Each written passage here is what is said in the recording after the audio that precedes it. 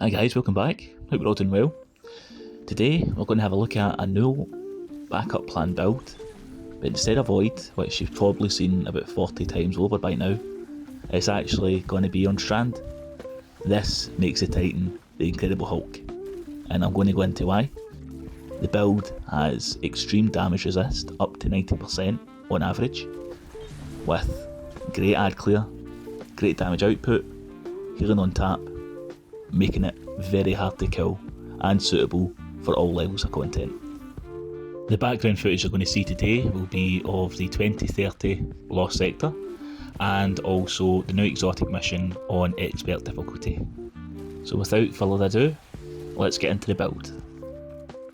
So we are of course on Strand, and our two aspects are going to be into the fray. Destroying a tangle or casting your super grants woven mail for nearby allies. When you have woven mail, your melee regeneration rate is increased.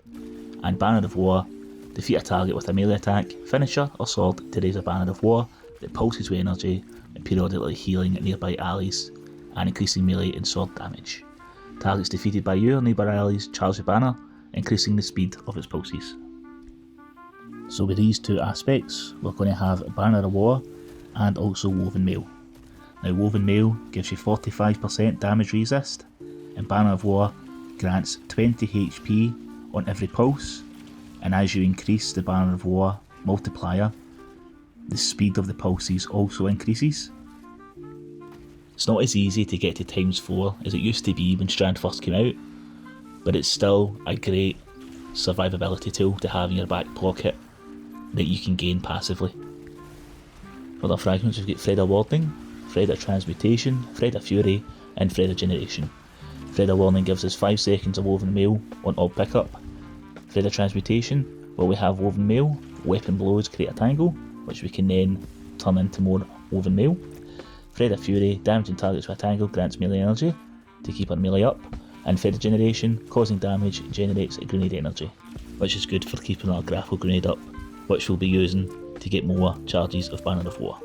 So all pickups give us woven mail. Weapon kills, where we have woven mail, create tangles. Destroying tangles, give us 10 seconds of woven mail. Causing damage gives us grenade energy, and damaging targets with tangles give us melee energy. Our melee conserver, which reduces combatant output by 40%, and our grapple grenade is good for getting into a group of ads to get Banner of War stacks. So how does this tie in to no backup plans and also Slayer's Fang? Well, let's have a look. Force multiplier. Well, you have a Void super equipped, rapid shotgun final blows or defeating a powerful combatant with a shotgun will grant you a Void overshield and start health regeneration. While you have a Void overshield, shotguns deal additional damage and shotgun final blows refresh the overshield, provides another benefit to shotgun airborne effectiveness and reload speed. Now, what does Slayer's Fang do and what can we put on it to give us a Void overshield? Well, it weakens targets when we get a kill, and also we could fit it with a pulsar brace. So the second part of Force Multiplier will work without a Void super. So anytime we have a Void overshield, which we will get by just using Slayer's Fang, we then get the damage bonus, which is 35%, and we also refresh our overshield. Now overshields are currently 70% damage resist, and we're stacking woven mail on top of that.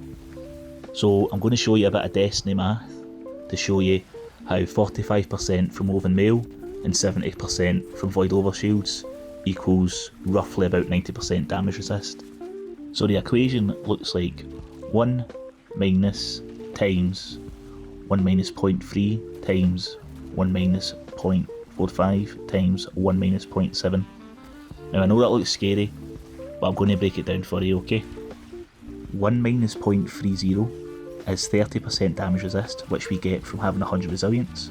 1 minus 0.45 is 45% damage resist that we get from woven mail. And 1 minus 0.7, the 70% damage resist we get from overshields.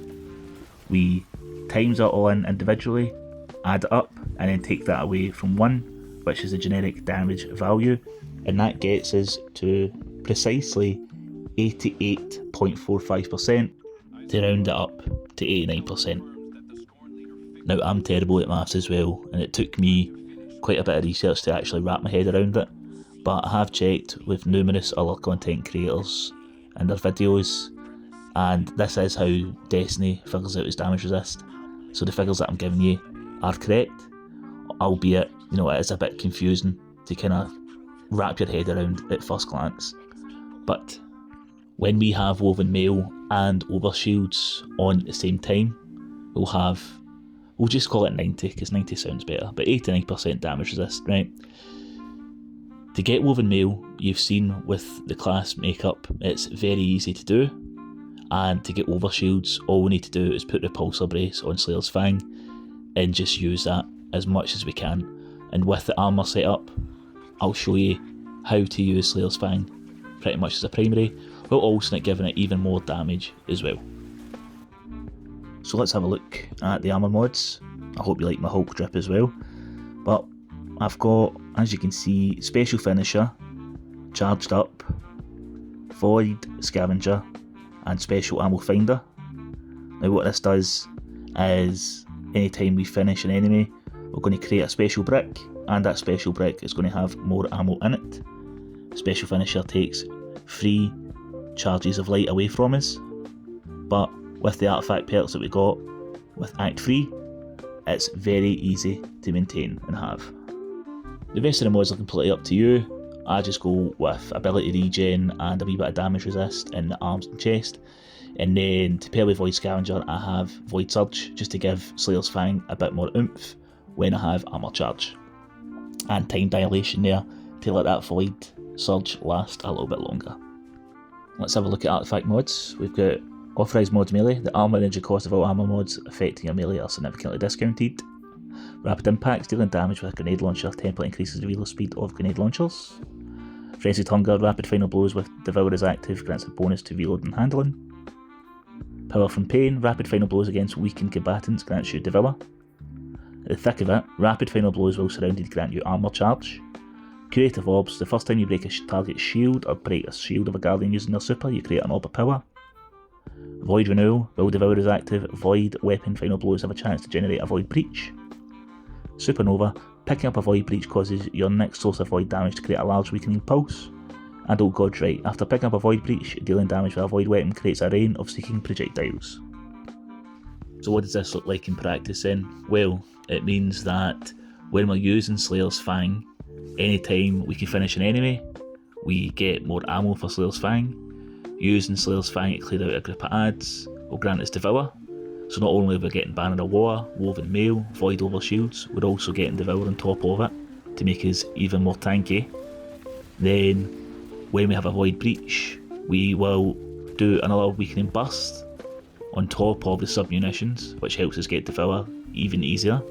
And we also get Old God's Right, which isn't the best, but it's a cool effect. A wee portal comes from the top and Void projectiles target enemies. Also, anytime we break somebody's shield, we get an orb. Anytime we kill an enemy while surrounded, which we will be because we're using a shotgun primarily, we'll gain Armour Charge. All that feeds into our Slayer's Fang's ammo economy, which we'll get more of because we've got Void Scavenger, and the whole cycle just keeps looping into itself, getting Woven Mail, getting Void Overshields, getting a damage boost for Slayer's Fang, getting more ammo for Slayer's Fang, proc and Devour, Banner of War, healing, survivability, tankiness. It's just a great, aggressive, tanky build. It's perfect for shotgun use, it's perfect for Slayer's Fang. I was really surprised because I had the idea of pairing it with Strand, but I was like, it's not going to be good as Void, because with a Void one, you can make people volatile as well, but everything that you're doing in Void, you're also doing on Strand, but you're more tanky in Strand. Think about what you can do on Void. You can get Devour easily, I'll give you that, but we kinda do get Devour quite easily with the artifact perk. Unfortunately, it means it's tied to this season. But what else can you do? Control Demolitionist, killing volatile enemies beside you gives you health. Well, Banner of the War gives you health.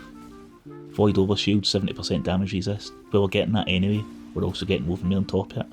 We can also Sever in this build, which reduces enemies' damage by 40%. The only thing I would say does better on Void is a super. Twilight Axe is a better super than Blade Fury, I think. But Blade Fury is such a good panic button just to save your backside when things turn south. You can completely suspend the battlefield when you also get Woven Mail. It just increases your survivability and gives you a bit of breathing space when things turn south. Twilight Axe doesn't do that, but it's great for burst damage. In terms of weapons, you can run pretty much what you want with Slayer's Fang. I like double dipping into Void to give Slayer's Fang a boost and also my heavy, so I run a Cosmic primarily, or you can run Fang Guillotine, that will pair well with Banner of War as well, makes it, proc Banner of War quite easily, or you can run Commemoration, anything you can think of really. If you want to double dip into Stasis and use the new GL from Vespers, by all means do that as well, it's completely your choice. The main thing that this build provides is really good survivability, healing, while being in the thick of it and being aggressive. Now, it's not as strong as Consecration, but I don't think anything is, to be honest with you, and I just thought this was kind of an out-the-box build, and I was really excited to share it with you. So, let me know what you think down below. I really appreciate your time as always.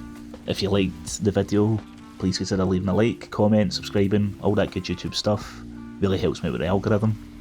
And I'll see you soon for more Destiny 2 content. All the best. Cheers.